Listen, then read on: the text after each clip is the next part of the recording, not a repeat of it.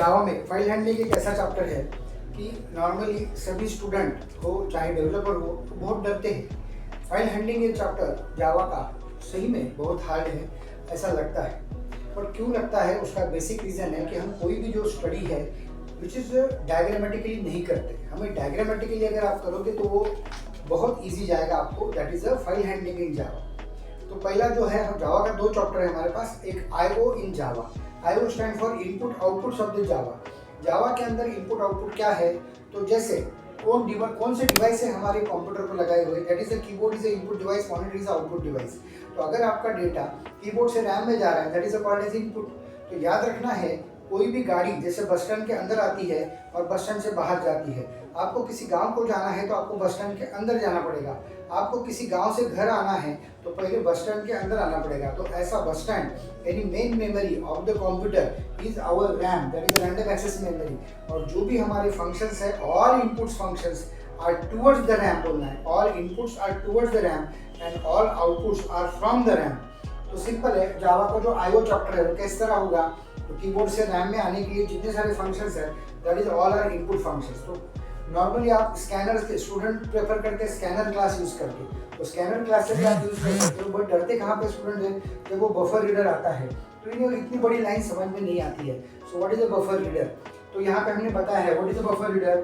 Buffer reader is a BR is equal to, BR एक object बनता है तो 3 चीज़ों में काम करेंगे।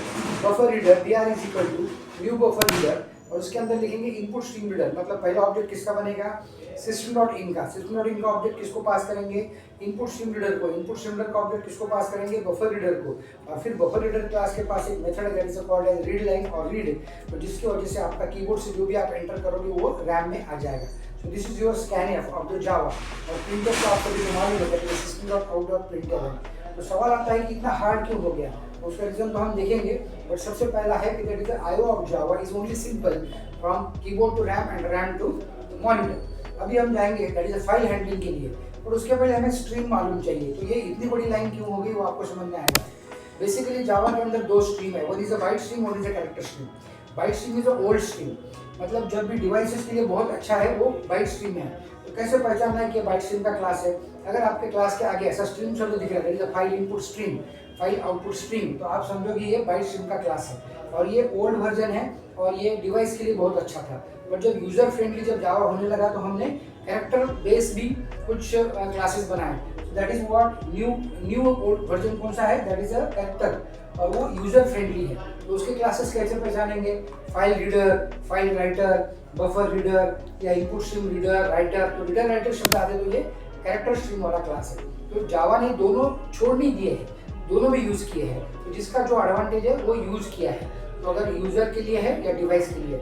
सो both advantages are used in the Java. So both type of classes या बोथ टाइप ऑफ स्ट्रीम आप यूज कर रहे हो। तो आपको क्या आना चाहिए एज ए जावा प्रोग्रामर। अगर किसी ने कहा कि मुझे फाइल का डेटा रीड करके दिखाओ या फाइल से राइट करके दिखाओ, तो ये 2 ऑपरेशन जो रीड एंड राइट ऑपरेशन है वो भी कंफ्यूजिंग लगते हैं लोगों को। तो देखो हार्ड डिस्क से अगर आपका डेटा रैम में लेके आना है तो इसे आपको रीड ऑपरेशन बोलना है या इनपुट ऑपरेशन बोलना है। अगर आपका डेटा रैम से हार्ड डिस्क की तरफ जा रहा है तो उसे आपको बोलना है राइट ऑपरेशन या output operation.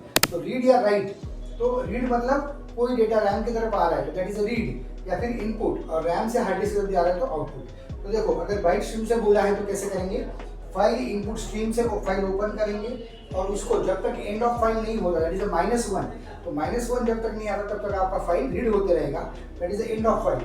The file output stream मतलब आपका राइट ऑपरेशन में फाइल ओपन हुई है, that is RAM to hard disk. तो आपको आना क्या चाहिए, हार्ड डिस्क से डेटा रैम में आना चाहिए या रैम से डेटा हार्ड डिस्क में जाना चाहिए। सो देयर आर 2 ऑपरेशंस और उसके लिए आपको फाइल ओपन करनी पड़ेगी। तो ये रेडीमेड क्लासेस है ऑफ द बाइट स्ट्रीम।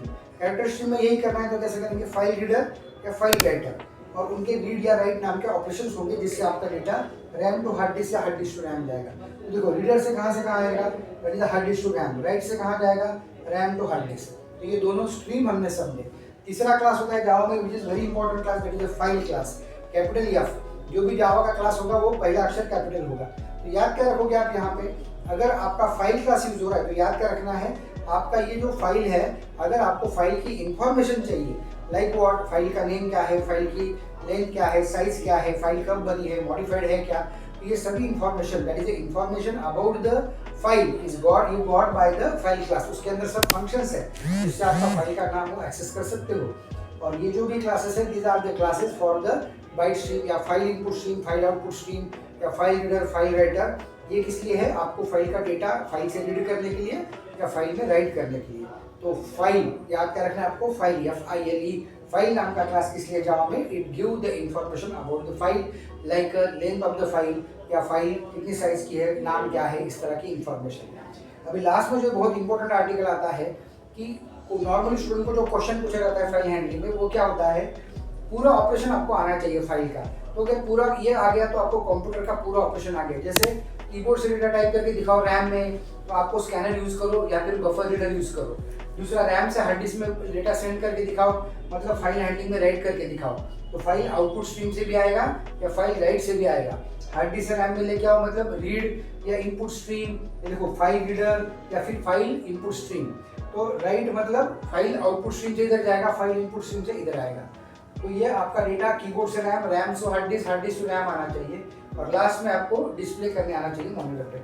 अगर इसी मीनवाइल किसी ने पूछा कि write a program to copy one content of the file into another content, तो होगा क्या, हार्ड डिस्क की एक फाइल को डेटा आपको पहले रैम में रीड करना पड़ेगा, that is hard disk to RAM and then RAM to hard disk. तो एक फाइल को आपको रीड मोड में ओपन करना पड़ेगा और दूसरा फाइल को राइट मोड में ओपन करना पड़ेगा। That is hard disk to RAM and RAM to hard disk is a code for copying one file into another file. और सबसे लास्ट वाला जो इंपॉर्टेंट आर्टिकल है that is object serialization. Object serialization क्या होगा, normally जावा में class बनाना सबको आ गया है, दैट इज व्हाट एम्प्लॉय नाम का क्लास बनाया, उसका ऑब्जेक्ट बनाया E1।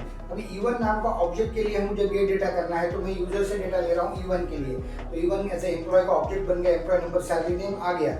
अभी पूरा ऑब्जेक्ट बन गया कहाँ पे, रैम के अंदर।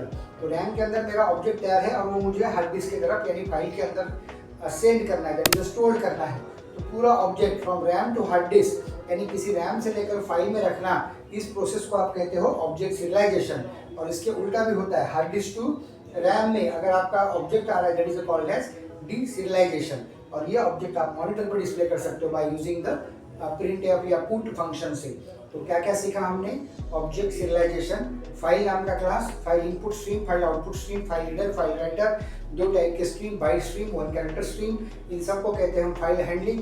और फाइल हैंडलिंग के आगे जो अंदर एक शब्द आता है इसको byte array, input stream, byte array, output stream या character array, reader, character array, writer.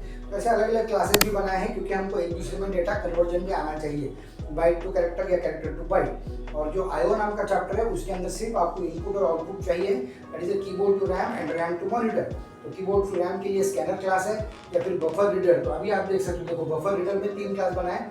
पहला system.in से कीबोर्ड का ऑब्जेक्ट बनेगा, दूसरा आपको इनपुट स्ट्रीम रीडर का ऑब्जेक्ट बनेगा, फिर उसका लास्ट में बफर रीडर से बफर रीडर का बनेगा।